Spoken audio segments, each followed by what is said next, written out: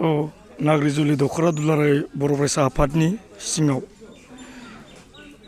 मुंख्लं लक्ष्मण रामसियारि बिथाङा दिनै मुंख्लं जानाया 35 बोसोराव आगान होबाय। दिनैनि बिथांनि जि मुंख्लं सान बेवहाय जि खाम्फायाव गोथार आलारि बाथि फोजोंनाय बे हाबाफारियाव आङो जिल्ला एबसुनिफ्राय बाहागो लाफैनो मोननानै आं गिबियावनो बिथांमोननिसिम रोजा रोजा साबायखर बावदों। आरो बे जि मुंख्लं सान फालिनाय दिनै बे नाग्रिजुलि ओनसोलाव मुंख्लं लक्ष्मण रामसियारि बायदि बिथाङा बिथांनि आगोमा जिउखौ फोजोबना लानायनि थाखायनो जोङो अराय सम दिनै बर' हारिया बिथांमोनखौ जोङो गोसोखांनांगोन। आरो बिथांमोननि जि जिउनि अबदान बेनि थाखायनो दिनै थांनानै थानाय बर' फिसाया नैबे अबस्थासिम सफैनो हादों। ओंखायनो दुलाराय बर' आफादा बिथांमोन बायदि बर'नि बिर जोहोलाव जों अराय सम मालाबाबो बावनो मोननाय नङा। आरो बेखौ नाग्रिजुलि दखरा दुलाराय बर' आफादा दिनै 35 बोसोरसिम बिथांनि जिउखौ थैनानैबो गोथां बायदि फोथांनानै लाखिदों। आरो फिन बिथांमोननि आं रोजा रोजा साबायखर बावदों। आरो बेजोंनो लोगोसे जोंनि दुलाराय बर' आफादनि जि गोथार फिरफिला बेखौ जि फिरफिला बिरहोनाय बे हाबाफारिखौ नाग्रिजुलि दखरा दुलाराय बर' आफादनि आफादगिरि बिथाङा मावफुङो।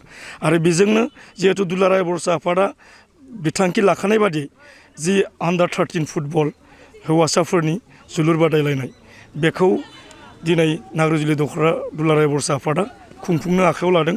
दा दुलाराय बर' फरायसा आफादा 13 बोसोर बैसोनि फरायसा बिथांमोनखौ जोङो गेलेनाय बिथिङावबो जोङो दावगाहोनो थाखाय जि फरायसा बिथांमोना गावनि फिजिकेल बेखौ स्ट्रें खालामनो थाखाय बा ड्राग्स फेग्रा बेसादनिफ्राय गोजानाव थानो थाखाय दुलाराय बर' आफादा गेलेनाय बिथिंखौ नोजोर होनानै खामानि मावगासिनो दङ।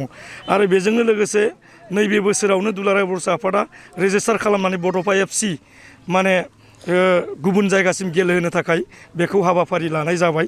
आरो बेनिखायनो जोंबो आसा फारिदों दिनै नाग्रिजुलि दखरा दुलाराय बर' आफादा बे आन्डार 13 फुटबलनि गेजेरजों मोजां खेला गेलेगिरि फंबायमोना मोजां गेलेनानै बे ओनसोलनिफ्रायबो गाबोन नेसनेल इन्टारनेसनेल लेभेलसिम फुटबल गेलेनायाव मोनसे लामा मोनगोन बेखौनो जोङो दिनै हास्थायदों।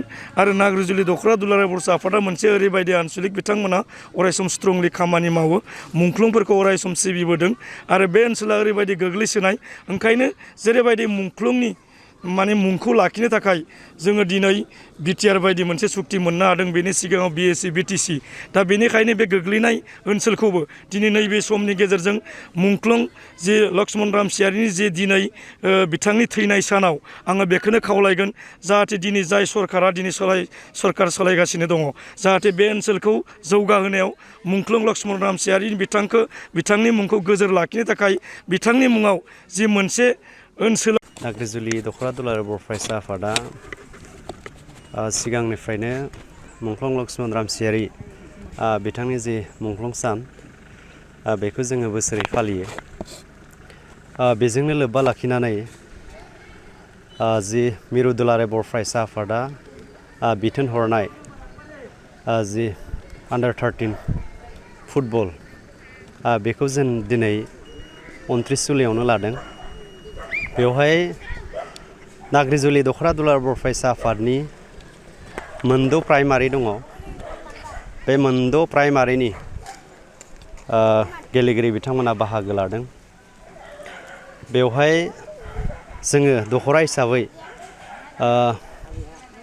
जेखिनि बिथोन हरनाय बेखौ जोङो खुंबोगासिनो आरो बेनिफ्रायनो जोङो मोनसे सेलेक्सन खालामनानै जोङो मोनसे टिम बेवहाय खालामगोन। मोजां मोनसे टिम खालामनानै जिल्लायाव बाहागो लागोन आरो जिल्लानिफ्राय सेन्ट्रेल लेभेलसिम जोङो लांनायनि जिखिनि बेबस्था बेखौ जोङो खालामगोन। आरो बेवहाय दखरा हिसाबै जोङो बेबायदि बांद्राय बेबायदि हाबाफारि लायाखै। दिनै मुंख्लं सान 35थि मुंख्लं लक्ष्मण रामसियारिनि मुंख्लं सान फालिनाय बेवहाय मुंख्लंआव बिबार बावथिंगिरि हिसाबै जोंहा तामुलपुर जिल्ला दुलाराय बर' फरायसा आफादनि आफादगिरि मानगोनां बानेस्वर नार्जारि सार बिथांखौ लिंनानै लाबोदोंमोन। बिथाङा बिबार बावनानै प्रग्रामखौ जाफुंसार खालामबाय।